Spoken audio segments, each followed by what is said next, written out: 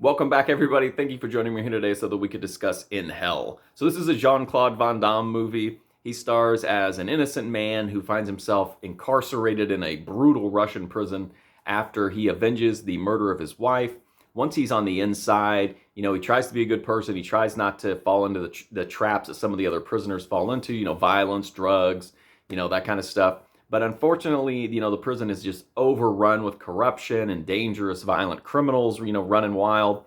So he ends up getting kind of tormented and tortured until, they just keep hoping that he'll fight back because there's this tournament inside the prison where it's like a bare knuckle, fight showdowns. And, he refuses to fight, but they keep pushing him and pushing him.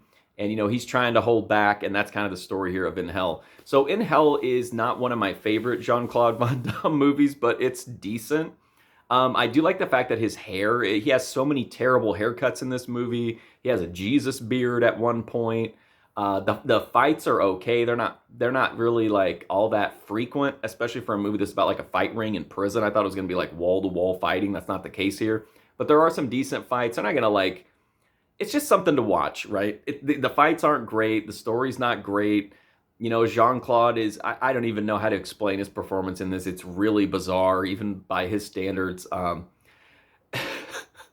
But there are some positives too. Like I said, it's got decent action. The prison setting is kind of fun.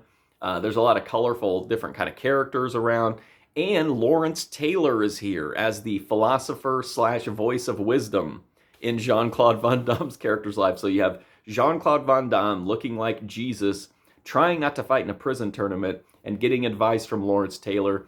That sounds like at least a watchable movie to me. So not one of the best action movies or Jean Claude Van Damme movies, but In Hell was at least watchable, and it does have some little things to kind of spice it up. Anyway, that's my review of In Hell. I've got over 1,000 movie reviews right here on YouTube if you want to check out more in my movie review playlist. But until then, thanks for watching this one. I do greatly appreciate it. Hopefully I'll see you soon.